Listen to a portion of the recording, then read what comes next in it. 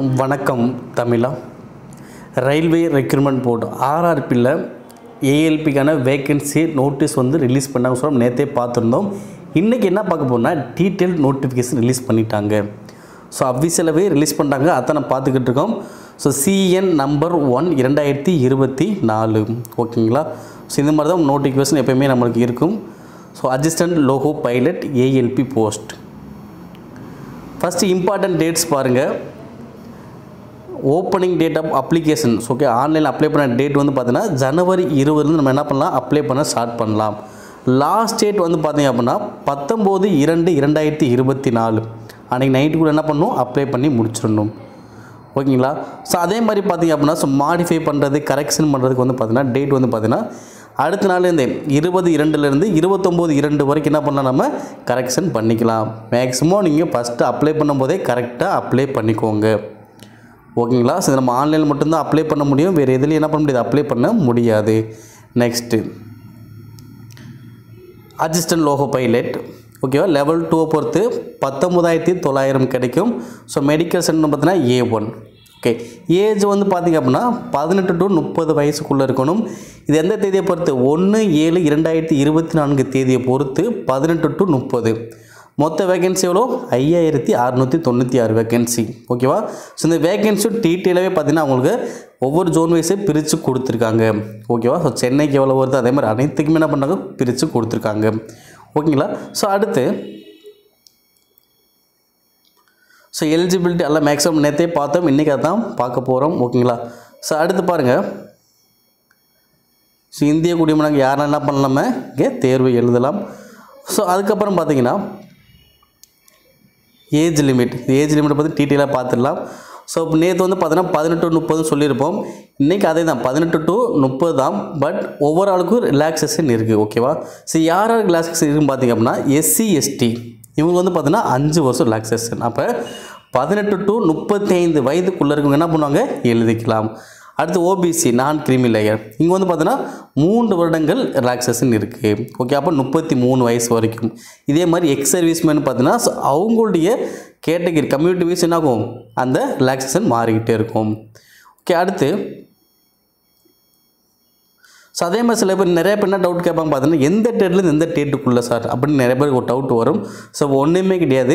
இப்போ நீங்கள் general category அப்படின்னா இப்போ ஜென்ரலில் இல்லை EWS இருக்கீங்க அப்படின்னா 2/7/1994 இருந்து 1/7/2006 இந்த தேதிக்குள்ளே நீங்கள் இருக்கணும் ஓகேவா. இந்த தேதிக்கு முன்னாடியும் போயிடக்கூடாது, இந்த தேதிக்கு முன்னாடி போயிடக்கூடாது, இந்த தேதிக்கு பின்னாடி போயிடக்கூடாது ஓகேவா. இந்த 2 தேதிக்கும் கரெக்ட், இந்த 2 தேதியில் இருக்கலாம், 2க்கும் நடுப்பட்டில் இருக்கலாம்.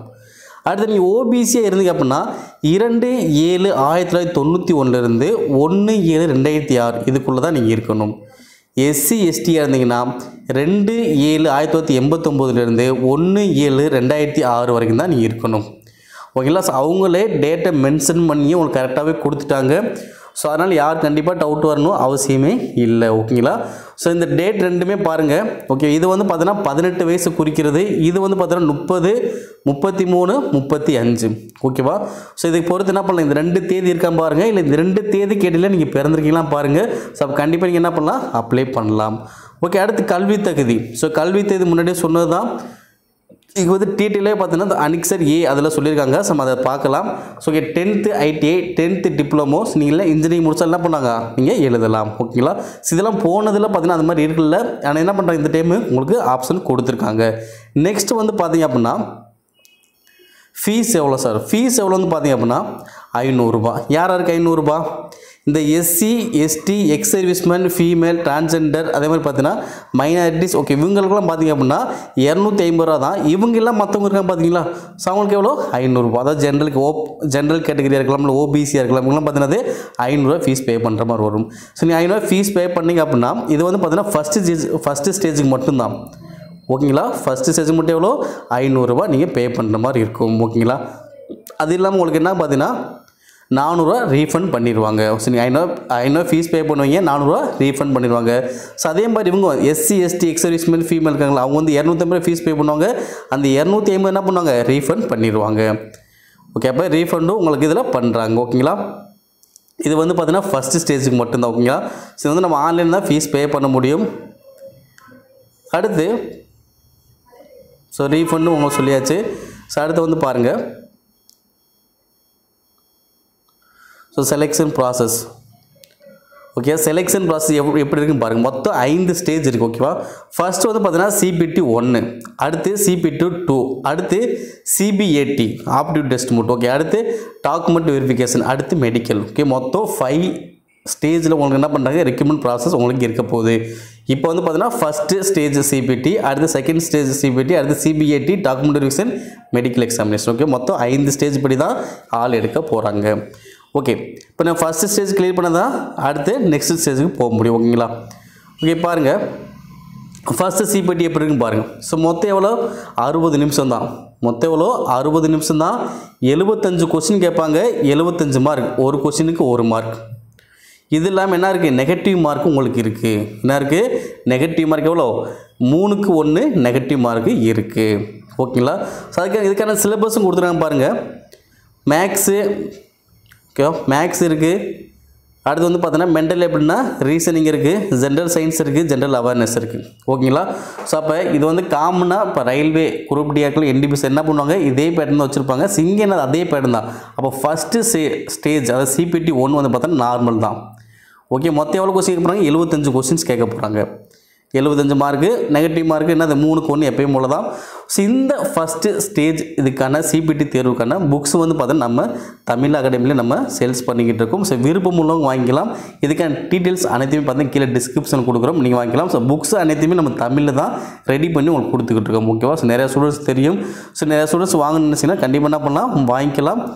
மொத்தம் 7 புக்ஸ் வரும். ஃபீஸ் வந்து பார்த்தோன்னா 2000 வரும். கொரியர் சார்ஜ் ஃப்ரீ தான் உங்களுக்கு. ஓகேங்களா, அடுத்து செகண்ட் ஸ்டேஜ் CPT 2. ஸோ இது என்ன ஆகும், CPT 1ல் செலக்ட் ஆனவங்க CPT 2ல் வருவாங்க. ஓகேங்களா, இது என்ன பண்ணுவாங்கன்னா 15 டைம்ஸ் என்ன பண்ணுவாங்க, செலக்ட் ஆவாங்க.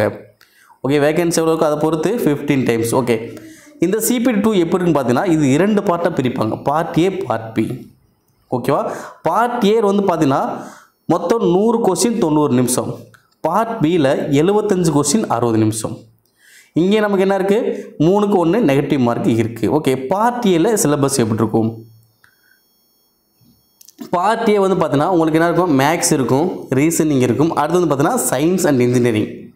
ஓகேங்களா, அப்போ நீங்கள் CPT 1 என்ன பண்ணுவீங்க, மேக்ஸ் பார்ப்பீங்க, ரீசனிங் பார்ப்பீங்க, சயின்ஸ் ஓரளவுக்கு நீங்கள் படிப்பீங்க. ஓகேவா, ஸோ அப்போ CPT 2ல் பார்ட் A பார்த்தீங்கன்னா கிட்டத்தட்ட CPT 1 மாதிரி தான் மேக்ஸிமம் இருக்கும். சயின்ஸ் மட்டும் கொஞ்சம் எக்ஸ்ட்ரா நீங்கள் படிக்கிற மாதிரி இருக்கும். ஓகே, நெக்ஸ்ட் வந்து பார்த்தீங்கன்னா பார்ட் B. ஸோ இது வந்து பார்த்தீங்கன்னா உங்களுக்கு ட்ரேட் டெஸ்ட்டு சொல்லலாம்.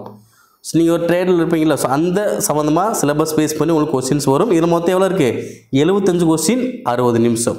ஓகேவா, இது ட்ரேட் டெஸ்ட் மாதிரி உங்களுக்கு இருக்கும். ஓகேங்களா, இதுக்கான சிலபஸும் கீழே கொடுத்துருப்பாங்க.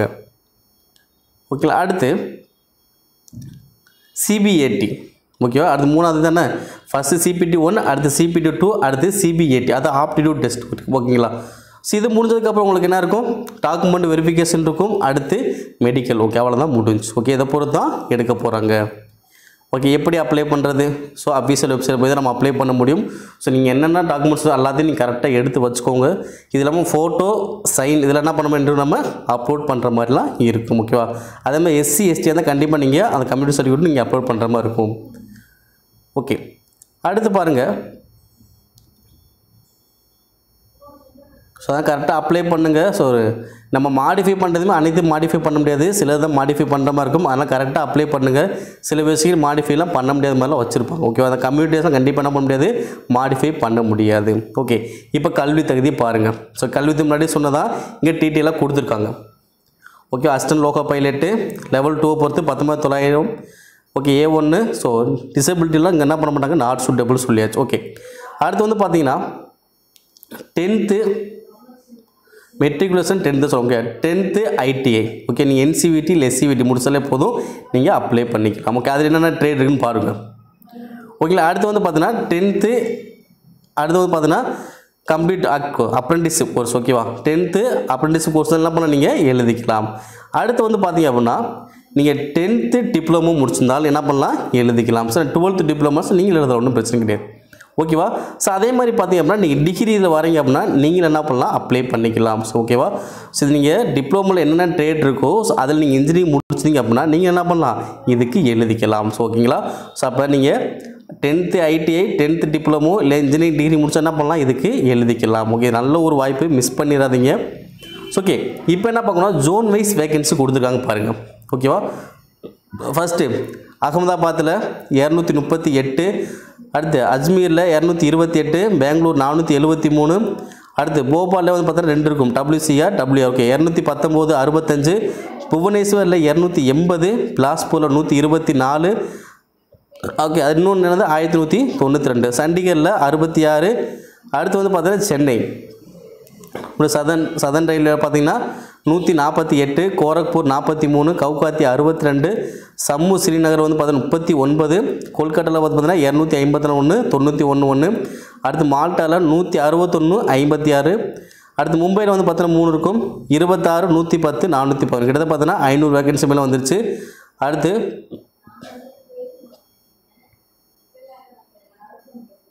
அடுத்து ஒரு 38, பாட்னா ஒரு 38. அடுத்து பிரகராஜ் பார்த்தீங்கன்னா 241, 45. அடுத்து ராஞ்சி 153, செகண்டராபாத் 2 இருக்கு 199, 559. அடுத்து சிலிகிரியில் வந்து பார்த்தீங்கன்னா 67, திருவனந்தபுரம் 70. ஓகே, மொத்தம் எவ்வளோ வேகன்சின்னு பாருங்கள். மொத்தம் எவ்வளோ வேகன்சி இருக்குது, 5696 வேகன்சி. ஓகேவா. ஸோ உங்களுக்கு கம்யூனிட்டி வைஸும் தனித்தனி உங்களுக்கு பிரித்து கொடுத்தாச்சு. ஓகே, நல்லா கரெக்டாக பார்த்துக்கோங்க. ஸோ இதன் பற்றி என்ன பண்ண எடுக்க போகிறாங்க. ஸோ நீங்கள் எந்த ஜோனில் அப்ளை பண்ணுங்கள், நீங்கள் அது ஒன்றில் மட்டும் தான் நம்ம அப்ளை பண்ண முடியும். ஸோ இதுக்கப்புறம் பார்த்தீங்கன்னா அந்ததுக்கான ஃபார்மேட் உங்களுக்கு கீழே கொடுத்துருப்பாங்க. ஓகேவா. ஸோ SC STயாக இருக்கலாம், OBCயாக இருக்கலாம். ஸோ இந்த ஃபார்மேட்லாம் பண்ணுவாங்க கொடுத்துருப்பாங்க. நீங்கள் OBCயில் இருந்தீங்க அப்படின்னா கண்டிப்பாக பே சர்டிஃபிகேட்டில் அப்ளை பண்ணி வாங்கி வச்சுக்கோங்க. லாஸ்ட் டைமில் என்னது செலக்ட் ஆனதுக்கப்புறம் அதெல்லாம் ரெடி பண்ணி நினைக்காதீங்க. ஓகேங்களா. ஸோ அதெல்லாம் கரெக்டாக வாங்கி வச்சுக்கோங்க. ஓகே, அப்போ இந்த நோட்டிஃபிகேஷன் வந்து ரிலீஸ் பண்ணியாச்சு. ஓகே, நோட்டிஃபிகேஷன் அஃபீஷியலாக ரிலீஸ் ஆயிடுச்சு. ஸோ இன்னும் தேர்வுக்கு தயாராகக்கூடிய மாணவர்கள் தயாராக இருந்தீங்கன்னா தயாராங்க. இந்த ரயில்வேயில் ஃபஸ்ட்டு நோட்டிஃபிகேஷன் ரிலீஸ் ஆயிடுச்சு. அடுத்தடுத்த நோட்டிஃபிகேஷன் கண்டினியூஸாக வந்துகிட்டே இருக்கும். இதில் எந்த ஒரு மாற்றமும் இல்லை. ஸோ தொடர்ந்து வீடியோ பாருங்கள். கண்டிப்பாக ரயில்வே தொடர்பான அப்டேட்ஸில் நம்ம தமிழ் IAS சைடில் உங்களுக்கு முதல் முறையாக உங்களுக்கு என்ன பண்ணுவோம், வேகமாக உங்களுக்கு கொடுக்க ஆரம்பிப்போம். ஸோ அதே மாதிரி இதுக்கான வீடியோஸும் நெக்ஸ்ட் உங்களுக்கு வர ஆரம்பிக்கும். அதேமாதிரி நம்ம தமிழ் IAS அகாடமியில் புக்ஸு உங்களுக்கு பார்த்தீங்கன்னா உங்களுக்கு கொடுத்துக்கிட்டு இருக்கோம். ஸோ விருப்பம் உள்ளவங்க வாங்கிக்கலாம். இதுக்கான டீட்டெயில்ஸ் வந்து கீழே டிஸ்கிரிப்ஷன் கொடுக்குறோம். அதேமாதிரி ரயில்வே ஆன்லைன் கோர்ஸும் பண்ணிக்கிட்டு இருக்கோம். ஸோ விருப்பம் உள்ளவங்க அதுலேயும் ஜாயின் பண்ணிக்கலாம். அதுக்கான டீட்டெயில்ஸ் உங்களுக்கு கீழே கொடுத்துருப்பாங்க. நன்றி. ஹே காய்ஸ், நம்ம எல்லாரும் எதிர்பார்த்த மாதிரி RRP ALPயில் வந்து நோட்டிஃபிகேஷன் வந்துருச்சு. நோட்டிஃபிகேஷன் வந்தால் தான் படிக்க ஆரம்பிப்பேன் அப்படின்னு ஒரு கொள்கையோடு இருந்திருப்போம். வந்துருச்சு, இன்னும் டேட் அனௌன்ஸ் பண்ணட்டும் பார்த்துக்கலாம் அப்படின்லாம் இருக்காமல் தயவு செஞ்சு இப்போ இருந்தே படிக்க ஸ்டார்ட் பண்ணுங்கள். நல்ல வேக்கன்சி தான், 5000 அப்படிங்கிறது வந்துட்டு நல்ல வேக்கன்சி தான். இப்போ இருந்தே படிக்க ஸ்டார்ட் பண்ணுங்கள். கம்மியான வேக்கன்சி அப்படின்னு நினைக்காதீங்க. இது வந்து கம்பைண்டாக விடலை, தனியாக விட்டுருக்காங்க, ALPக்கு மட்டும் விட்டுருக்காங்க. ஸோ இது வந்து ஒரு நல்ல வேக்கன்சி தான்.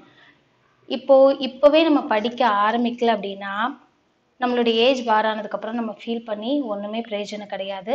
நம்மளுடைய அகாடமியில் RRP ஆன்லைன் வந்து வகுப்புகள் போயிட்டுருக்கு. RRP Group D ALP ரெண்டுக்குமே வந்துட்டு லாஸ்ட் இயர்லே, அதாவது 2023 ஸ்டார்ட் பண்ணிட்டோம். கிளாஸஸ் எல்லாமே போயிட்டுருக்கு. கிளாஸ் வந்து நம்மளுடைய தமிழா அகாடமி ப்ளே ஸ்டோரில் போயிட்டு தமிழா அகாடமி அப்படின்னு நீங்கள் டைப் பண்ணிங்க அப்படின்னா உங்களுக்கு இந்த மாதிரி பேஜ் தான் ஓப்பன் ஆகும். அதோட லிங்க்கு கீழே டிஸ்கிரிப்ஷனில் கொடுத்துருக்குறேன். நீங்கள் லிங்க் கிளிக் பண்ணி ஓப்பன் பண்ணி பாருங்கள். பண்ணிங்க அப்படின்னா RRP ஆன்லைன் கோர்ஸ்னு வருது. ஸோ நீங்கள் இந்த கெட் திஸ் கோர்ஸ் அப்படி கொடுத்தீங்கன்னா உங்களுக்கு இப்படி தான் ஓப்பன் ஆகும். இதில் ஆல்ரெடி நம்ம 300க்கும் அதிகமான கண்டென்ட் போட்டிருக்கோம். நீங்கள் இதை பை பண்ணோன்னே ஓப்பன் பண்ணிங்கனாலே தெரியும். நீங்கள் பார்க்கணும் அப்படின்னா நீங்கள் அதில் போய் பை பண்ணிங்க அப்படின்னா எல்லா கோர்ஸுமே இதுவரையும் நம்ம போட்டது எல்லாமே வரும். இதோட வேலிடிட்டி வந்து பார்த்தீங்கன்னா லைஃப் டைம் அக்சஸ் தான் கொடுத்துருக்கோம். லைஃப் டைமுமே நீங்கள் இப்போ ஜாயின் பண்ணுறீங்க அப்படின்னா நீங்கள் எப்போ வேணாலும் எந்த கோர்ஸ்னாலும் பார்த்துக்கலாம். RRPயில் போட்டிருக்க எல்லா கிளாஸஸுமே நீங்கள் பார்த்துக்கலாம். ஃபீஸ் வந்து பார்த்தீங்கன்னா 5643 ரூபா. இதை நீங்கள் இன்ஸ்டால்மெண்ட்டில் வேணும்னாலும் பே பண்ணிக்கலாம். நீங்கள் உள்ளே போய் அந்த ஆப்ஷன்லாம் பார்க்கும்போது உங்களுக்கு காட்டும். இன்ஸ்டால்மெண்ட்டில் நீங்கள் பே பண்ணிக்கலாம். So 2000 something. அடுத்து வந்து நீங்கள் பேலன்ஸ் ரிமைனிங் பே பண்ணுற மாதிரி இருக்கும். உங்களுக்கு 1 மந்த் டிஃப்ரெண்ட் அது மாதிரி கூட இருக்கும். நீங்கள் போய் பார்த்துக்கலாம். அப்புறம் நம்மளுடைய ரயில்வே எக்ஸாம்ஸ்க்கு வந்து புக்கும் தனியாக செப்ரேட்டாக விற்கிறோம். நீங்கள் புக்கு நம்மளுடைய ஆப்லேயே பர்ச்சேஸ் பண்ணிக்கலாம். இல்லை அப்படின்னா இந்த நம்பர் இருக்கு இல்லையா, 9003444100, இந்த நம்பருக்கு நீங்கள் கால் ஆர் வாட்ஸ்அப் பண்ணி தனியாகவும் புக் நீங்கள் வந்துட்டு வாங்கிக்கலாம். இதுலேயும் புக் டீட்டெயிலில் போய் கெட் திஸ் கோர்ஸ் கொடுத்தீங்கன்னா புக்கோடது எல்லாமே காட்டும். டோட்டலாக உங்களுக்கு 7 மெட்டீரியல்ஸ் வரும். 7 மெட்டீரியல்ஸ் நீங்கள் ஓப்பன் பண்ணி அதில் ஃப்ரீ கண்டென்ட் இருக்கும். சாம்பிள் பிடிஎஃப் கொடுத்துருக்கோம். சாம்பிள் பிடிஎஃப் எல்லாம் நீங்கள் ஓப்பன் பண்ணி பார்த்து உங்களுக்கு ஓகே அப்படின்னு தோணால் நீங்கள் இந்த கோர்ஸ் வந்து நீங்கள் வாங்கிக்கலாம். புக்ஸும் வாங்கிக்கலாம். உங்களுக்கு இந்த ஆர்ஆர்பி ப்ளஸ் ஏஎல்பியோட எல்லாமே டீட்டெயில்டாக சொல்லியிருக்கோம். முன்னாடி வீடியோவில் ஏஜ் லிமிட் என்ன, குவாலிஃபிகேஷன் என்ன எல்லாமே சொல்லியிருக்கோம். கிளாஸஸும் இப்போ போயிட்டுருக்கு. தயவு செஞ்சு டைம் வேஸ்ட் பண்ணாமல் இப்போ இருந்தே படிக்க ஆரம்பிங்க. இப்போ விட்டுட்டு அடுத்த வருஷம் வரும் அப்படின்னா இப்போ இருந்தே படிக்க ஆரம்பித்து இந்த டைமே அடிச்சிடணும். இல்லை பார்த்துக்கலாம் கொஞ்சம் கொஞ்சமாக பார்ப்போம் அப்படின்னா அடுத்த வருஷம் நம்மளுடைய ஏஜ் பார் ஆகிடும். டைம் வேஸ்ட்டு, மணி வேஸ்ட்டு, எல்லாமே வேஸ்ட்டு. ஸோ கோல் ஃபிக்ஸ் பண்ணுங்கள். இந்த வருஷமே கண்டிப்பாக ரயில்வேல நான் போயே ஆகணும் அப்படின்ற ஒரு கோலோட படிக்க ஸ்டார்ட் பண்ணுங்கள். நல்லா படிங்க. கண்டிப்பாக இந்த வருஷம் ரயில்வேல ஒரு இந்த 5696ல் ஏதோ ஒரு நம்பரில் நம்மளுடைய பேர் இருக்குன்னு நம்புங்க. கண்டிப்பாக ஜாப் நமக்கு கிடைக்கும். All the best. தேங்க்யூ.